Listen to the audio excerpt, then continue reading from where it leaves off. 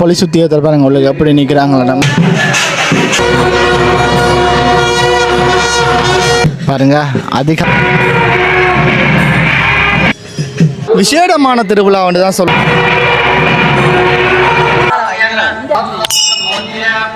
உறவுகள் அனைவருக்கும் வணக்கம். நான் உங்கள் ராஜு. நாங்கள் இப்போ நிற்கிற இடம் ஜாழ் மாவட்டத்தின் வரலாற்று சிறப்புமிக்க நல்லூர் ஆலயத்துக்கு முன்பாகத்தான் நிற்கிறோம்.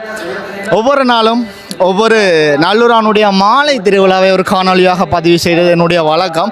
ஆனால் இன்றைய தினம் கொஞ்சம் வித்தியாசமாக இருக்க போகுது. ஏன்னா இன்றைய தினம் நல்லூரானுடைய 10ஆம் நாள் திருவிழா இடம்பெற போது அந்த 10ஆம் நாள் இடம்பெற இந்த திருவிழாவானது கொஞ்சம் விசேடமான திருவிழான்னு தான் சொல்லணும். அதாவது மஞ்சம் திருவிழான்னு சொல்லுவாங்க. மஞ்சம் வந்து இவ்வளவு காலமும் சாமி இந்த 9ஆம் திருவிழா வரைக்குமே ஒரு வாகனத்தில் தான் வந்திருப்பார். ஆனால் இன்றைய தினம் வரப்போகிற இது வாகனம் இல்லை, ஒரு ரதம், அதாவது ஒரு தேர், ஒரு சிறிய தேர், ஒரு மஞ்சம்னு சொல்லுவாங்க. அந்த இது அதில் தான் வரப்போகிறார்.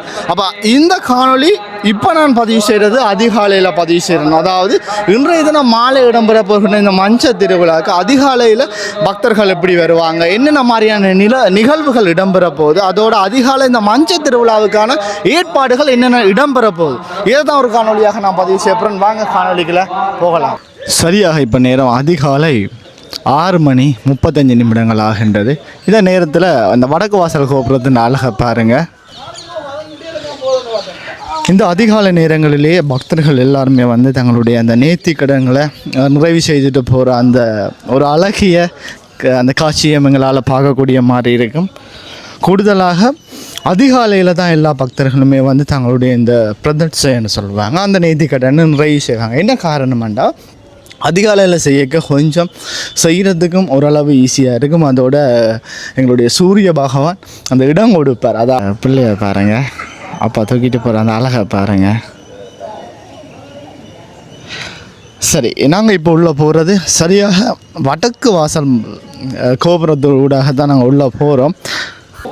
பாருங்கள், நான் முதலே ஒரு காணொலியில் இந்த விடயத்தை நான் பதிவு செய்திருப்பேன். வலிமையாகவே கால வேளையில் யார் வந்தாலும், அதாவது இந்த கோயிலுக்கு வந்தாலும் இதில் இருக்கிற இந்த சிறிய பிள்ளையார் கோயிலை வழிபட்டுட்டு தான் உள்ளே போவாங்க. பாருங்கள், ஒரு காண்டாமணி சத்தம் ஒன்று கேட்குது தானே. இப்போ சரியாக நேரம் 7 மணி அளவாகுது. இந்த நேரத்தில் பக்தர்களை பாருங்கள், உண்மையாக சொல்லணும்னா அவ்வளவு பக்தர்கள் கால வேளையில் தங்களுடைய நேர்த்திக்கடனை நிறைவு செய்ததை எங்களால் அவதானிக்கக்கூடிய மாதிரி இருக்கும். இந்த நேரங்களில் நீங்கள் கோயிலுக்கு வந்து பாருங்கள், அவ்வளவு மகிழ்ச்சியாக இருக்கும். பாருங்கள் எவ்வளோ பேர் வந்து நிற்கிறாங்கன்ட்டு. அதோட கால நேரங்களில் வந்து தங்களுடைய நேர்த்திக்கடன் எல்லாம் நிறைவு செய்துட்டு கொஞ்சம் நேரம் கோயிலில் இந்த மணலில் இருந்து கதைப்பாங்க. ஃபேமிலி, அதாவது குடும்பத்தோடு வந்தவங்க எல்லாருமே தங்களுடைய குழந்தைகளோட இருந்த விளையாடுற அழகு எல்லாமே ஒரு தனி. அது இந்த ஒரு நல்லூரானுக்கே ஒரு தனித்துவமான விடயம் தான் இந்த விடயம். பாருங்கள் எவ்வளோ பேர் முன்னுக்கு நிற்கிறாங்களாண்டு.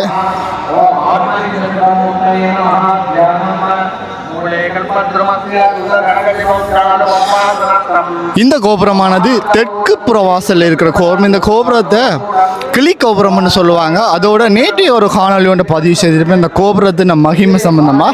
நீங்கள் அதையும் அங்கே போய் பார்க்கலாம். அதாவது இந்த காணொலியில் இந்த கோபுரத்தின் ஒரு அதிசயம் அற்புதம்னு தான் சொல்லலாம். அந்த விடயத்தை நீங்கள் பார்த்து கொள்ளலாம். சரி, நாங்கள் இப்போ கோபுரத்தின் முன்வாசல் கோபுரத்தை உங்களுக்கு காட்டுறேன்.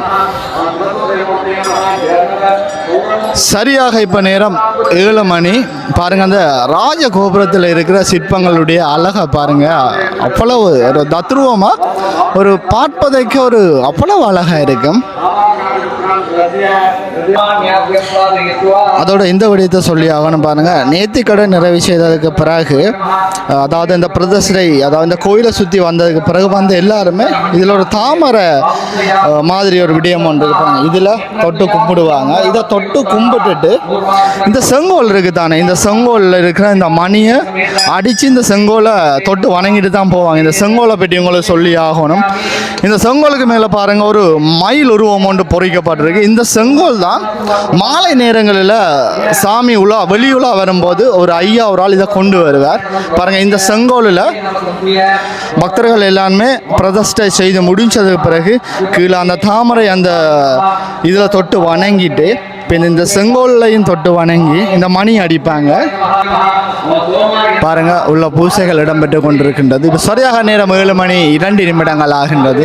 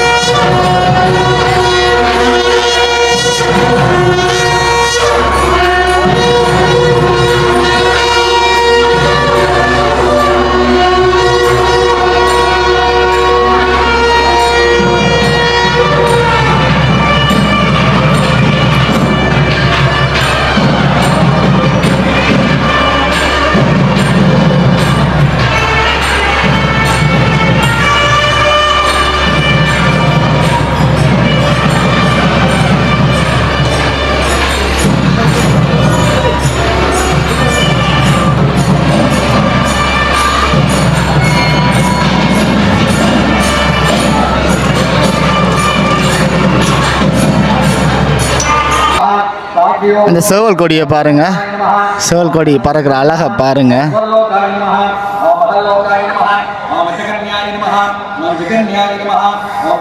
பாருங்க, எல்லாருமே வந்து புகைப்படம் எடுத்து கொண்டிருக்கிறாங்க.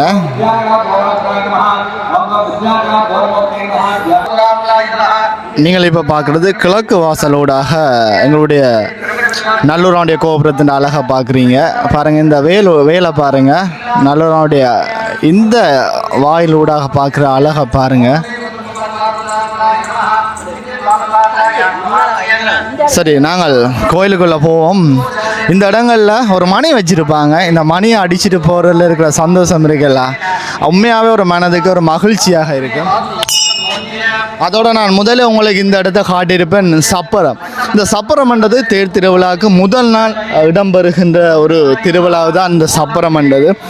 இந்த சப்பரத்தின் வேலைப்பாடுகளை பாருங்கள், ஒவ்வொரு நாளும் ஒவ்வொரு வேலைப்பாடுகள் முடிவு பெற்று கொண்டிருக்கிற அந்த அழகை எங்களால் அவதானிக்கக்கூடிய மாதிரி இருக்கும். அதோடு இதுதான் எங்களுடைய தேர் இருக்கிற இடம். வளமையாக வாரவங்க எல்லாருமே இந்த தேர் பகுதியையும் சுற்றி கும்பிட்டுட்டு தான் போவாங்க. அதையும் எங்களால் அவதானிக்கக்கூடிய மாதிரி இருக்கும். அதோட பாருங்கள், காலையில் வந்து சாமியை கும்பிட்டுட்டு முன்னால் இருக்கிறாங்க. அந்த அழகையும் எங்களால் பார்க்கக்கூடிய மாதிரி இருக்கும். அதோட இன்னொரு விடயம் சொல்லி ஆகணும், நான் உங்களுக்கு ஒவ்வொரு வாசல்லையும் என்ன விடயம் இடம்பெறுது, நான் உங்களுக்கு வரையக்க வடக்குப்புற வாசலூடாக வந்து அந்த வடக்குப்புற வாசலில் இடம்பெறுகிற காட்சிகளை நான் உங்களுக்கு காண்பித்திருப்பேன். இப்போ நான் காண்பித்த காட்சியானது எங்களுடைய கிழக்குப்புற வாசலூடாக வரையக்க முன் கோபுரத்தில் இருக்கிற பக்தர்கள் அந்த இடங்களை சுற்றி காட்டியிருப்பேன். இனி நான் காட்ட போகிறது எங்களுடைய தெற்குப்புற வாசல். இந்த தெற்குப்புற வாசலில் கிளிக்கோபுரம் வாசல், அதாவது கிளிக்கோபுரம் இருக்கிற அந்த ராஜகோபுரம், அந்த வாசலூடாக வர பக்தர்கள் என்ன மாதிரி என்ன செய்கிறாங்க, என்ன மாதிரி அந்த இடம் இருக்குன்றதை நான் உங்களுக்கு காண்பிக்கிறேன். இதுதான் அந்த தெற்குப்புற கிளிக்கோபுர வாசல். பாருங்கள், இதுலேயும் அதே அமைப்பு ஒன்று இருக்குது, இந்த வேல் அமைப்பு பாருங்கள். அதோட இதுலேயும் அந்த மணி இருக்குது, பக்தர்கள் எல்லாருமே அடிச்சுட்டு போகிறாங்க. இந்த வழி ஊடாகவும் பாருங்கள் பக்தர்கள் இப்போவும் வந்து கொண்டு இருக்கிறார்கள். நாங்கள் உள்ளே போகிறோம். இதால் போய் அப்படியா எங்களுடைய மேற்குப்புற வாசல்லையும் என்ன நடக்குது, எப்படி இடம் இருக்குன்னு காட்டும். அதிகால வேளையில் இந்த கோயில், அதாவது எங்களுடைய நல்லூரானுடைய கோயில் இப்படி தான் இருக்கும். இந்த அதிகால வேளையில் எல்லாருமே பக்தி பூர்வமாக எங்களுடைய கலாச்சாரத்தை மதித்து வேஷ்டியோடு தான் வருவாங்க. வந்து தங்களுடைய நேர்த்திக்கடன்கள் இருக்கும். அந்த நேர்த்திக்கடன் எல்லாத்தையுமே நிறைவு செய்துட்டு மகிழ்ச்சியாக இருந்து ஒரு வீதின மணலில் இருந்து ஒரு அமைதியாக அந்த இடத்துல இருந்து கதைச்சு ஒரு உணர்வு பூர்வமாக இருப்பாங்க. பாருங்க, இப்பவும் தொடர்ந்து அந்த பிரதர்ஷனம் செய்கிறத எங்களால் அவதானிக்கக்கூடிய மாதிரி இருக்கும். இதுதான் மேற்குப்புற வாசல். அப்போ நான் இன்னொரு விடயம் சொல்லி ஆகணும், அதிகாலையில் வர சந்தோஷம் நீங்கள் மாலை வேலையில் வர சந்தோஷத்தை விட உண்மையாகவே எனக்கு தெரிஞ்சளவு கொஞ்சம் அதிகமாக இருக்குமென்று தான் நினைக்கிறேன். ஏன்னாண்டா இங்கே அதிகாலையில் கிட்டத்தட்ட 3 மணிக்கே ஆக்கள் வந்துடுவாங்களாம். 3-3:30 போல் வந்து தங்களுடைய நேர்த்திக்கடன்களை நிறைவு செய்வதற்காக அதிகாலையிலேயே வந்துடுவாங்க. அப்போ அப்படி இருக்க இந்த அதிகால வேலையில் வந்து போகிற ஒரு விதம் எங்களுக்கு கொஞ்சம் வித்தியாசமாக இருக்கும். பாருங்க, இந்த குழந்தைய பாருங்க, வேஷ்டி சால்வையெல்லாம் கட்டி கொண்டு விளையாடி கொண்டு வர அழகை பாருங்க. போலீஸ் உத்தியோகத்தர் எல்லாருமே உண்மையாகவே அந்த கோயிலை மதித்து வெளிப்புறத்தில் இருக்க பாதணிகள் எல்லாத்தையுமே கலட்டி ஷர்ட்டில், அதாவது தங்களுடைய மேலாடைகள் எல்லாம் கலட்டி கோயிலை வணங்கிட்டு நிற்கிற அந்த காட்சியை தான் நீங்கள் பார்க்குறீங்க.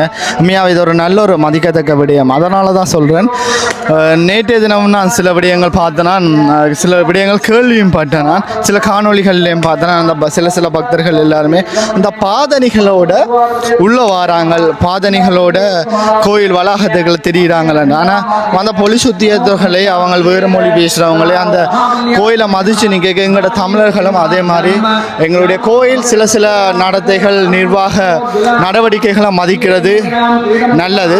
பாருங்கள், அந்த நல்லூர் ஸ்ரீ கந்தசுவாமி சேவஸ்தானத்தில் இந்த ஆலய வளாகத்தில் என்னென்ன விடயங்கள் செய்யக்கூடாதுன்றதை விடயத்தை பதிவு செய்திருக்கிறாங்க. பாருங்கள், ஆலயங்களுக்குள்ள புகைப்படம் எடுப்பது, காணொலி பதிவு செய்தது முற்றாக தடை, மற்றது ஆண்கள் மேலங்கிகளுடன் செல்வது தடை, அதோட இங்கே பாதணிகளுடன் செல்வது, இங்கே வெளிப்புறத்தில் பாதணிகளோடு இருக்கிறது தடை, இப்படி நிறைய கட்டுப்பாடுகள் இருக்குது. அதை மதித்து செய்யப்படுறது உண்மையாக ஒரு நல்ல விடயம். தொடர்ந்து பக்தர்கள் எல்லாருமே கோயிலுக்குள்ளே போய்கிட்டு இருக்கிறாங்க. பாருங்கள்,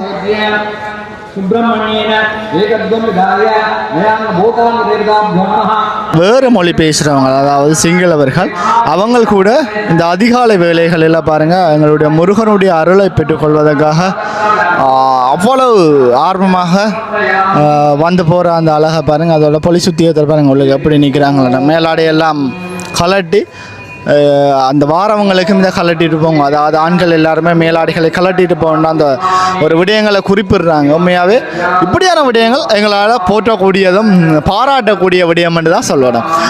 அதாவது என்னதான் இருந்தாலும் ஒரு கோயிலுக்குள்ள இப்படி தான் போகணுமென்ற விடயத்தை அவங்க வரவேற்கிறாங்க. அது உண்மையாகவே ஒரு நல்ல விடயம். கால நேர பூஜைகள் முடிவு பெற்ற பிறகு பாருங்கள், அந்த யாகசாலயத்தில் பூக்கள் போட்டு தீபங்கள் காட்டி அந்த பூஜைகள் முடிவு பெற தருணம். அது இப்படி தான் அந்த இறுதியாக அந்த பூஜைகள் நிறைய பெறும்.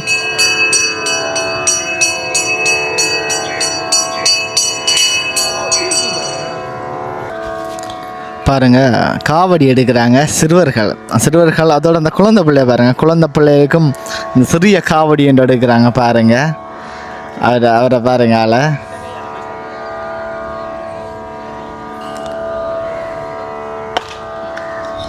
அந்த குழந்தைய பாருங்க, அவர் இந்த சுமந்து கொண்டு போகிறதில்ல அல்ல மேலே வச்சு கொண்டு போவாங்க. மற்றது பெரியவங்களும் எடுக்கிறாங்க. அதோட இன்னொரு சின்ன பையன் ஒரு ஆள் காவடி எடுக்கிறார்.